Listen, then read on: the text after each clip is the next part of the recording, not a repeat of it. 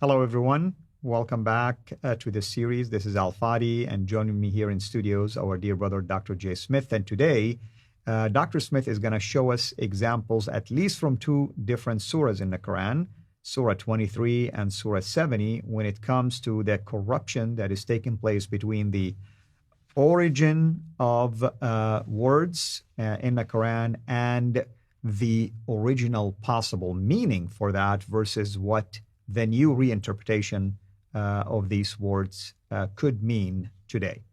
With that in mind, Dr. J, thank you so much as always. So what are these examples that you are going to share with us? Now, in the last episode, we talked about Christophe Luxembourg. He's not the only one that has been doing this work. Another French scholar named Dr. Guillaume D, who Odon introduced in October, I think the 28th of October on Fandor Films. He introduced these two examples that are also doing this in French.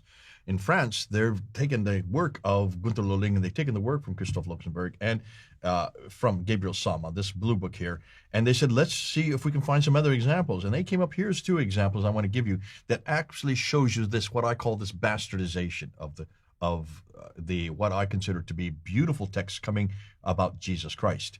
When you look at Surah 23, and if those of you who have Qur'ans, open up to Surah 23, and I've got it right here. I've opened it up, and I just want to read to you what it says. You can read in Arabic. Which verse? This is verse 1, 2, 3, 4, and 5. Okay.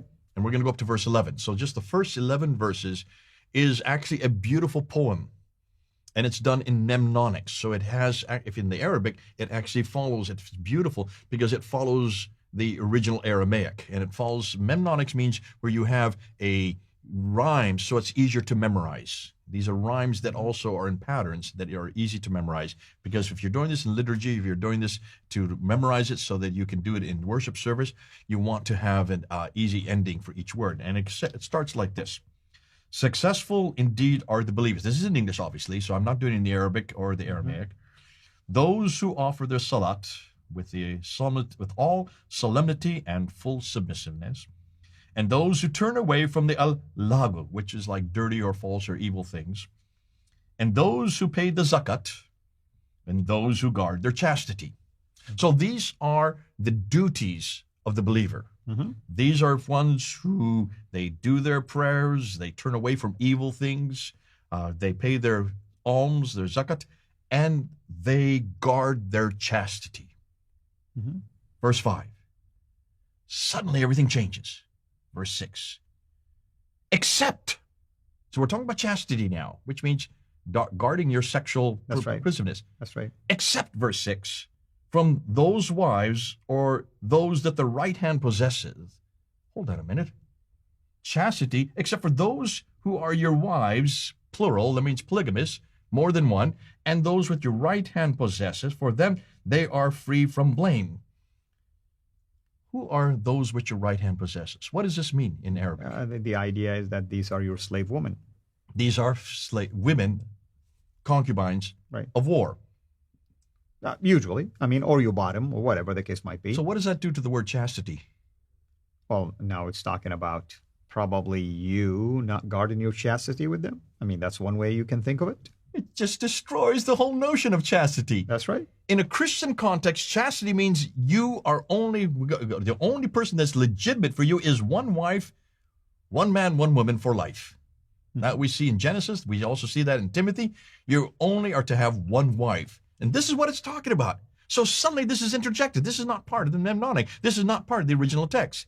Oh, except for those who your wives, plural, and that which your right hand possesseth, means these slaves of war, these women who you get in war. Then you come back to verse 8, and it continues on. Those who are faithfully true to their amat, that means their duties. In verse 9, and those who strictly guard their prayers, their salawat, their prayers, those are indeed the inheritors, who shall inherit the firdaus, which is paradise. They shall dwell therein forever. So here are the duties of the believer. They are to do their prayers.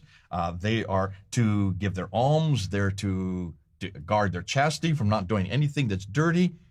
That if they continue to do this, they will be in paradise. Beautiful poem. It's all there in Aramaic. And Guillaume D says you can feel it. This is a poem that was written by in the 4th century, and it was written in the 4th century as a prayer for the believers. This is what you get if you do this. Interjected are these 2 verses that completely shut down this idea of chastity as really you can have as many wives as you want and as many sex slaves as you want. And then it continues on with the prayer. Now, to me, that's a bastardization of what was beautiful, a bastardization of what was intended. This is then repeated in chapter 70. In chapter 70, from verse 25 to 35. In chapter 70, verse 25, verse to 6, 27, 28, 29, you find the same duties again, the same duties in a mnemonic, just like you found in chapter 23. And then verse 30 and 31 says, except for the wives and that which your right hand possesseth. Chastity is except for these. That's the bastardization. Then it comes back in verse 32 to 35, which talks about the rewards in heaven. Almost exactly the same that we see in chapter 23, we see repeated in chapter 70. Now, who put those 2 verses in both chapter 23 and chapter 70? Well, the Arabs did. This is the Arab imposition and bringing and eradicating all sense of chastity. It no longer makes any sense anymore. So re-theologing things, I mean, theologically speaking, it was 1 wife, 1 woman. Now you have to interject the new theology. Now it's polygamy and basically sexual promiscuity, which completely shuts down any notion of chastity. And I say, this is what the Qur'an has done to that which was beautiful. And I look and see, if we're looking to the sieve, what the first 5 verses is what you see being put in here. In this case, what came out at the end was horrendous. So the sieve that was put in there, what they have done, they've done just the opposite. They've made it dirty and they made it sinful.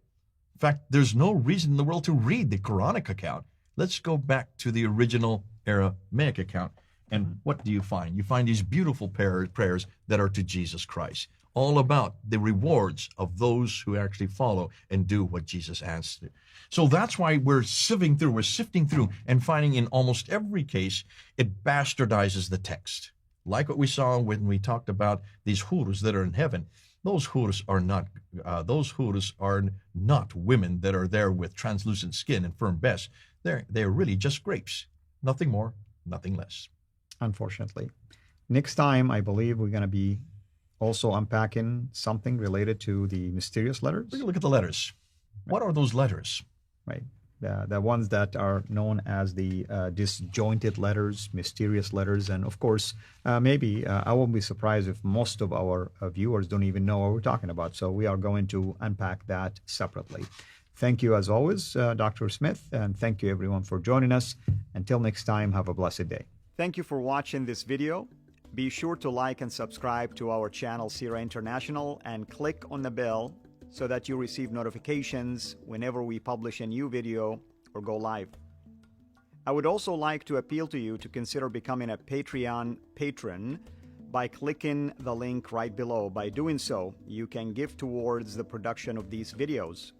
There are also other options for you where you can give to our channel. I thank you from the bottom of my heart.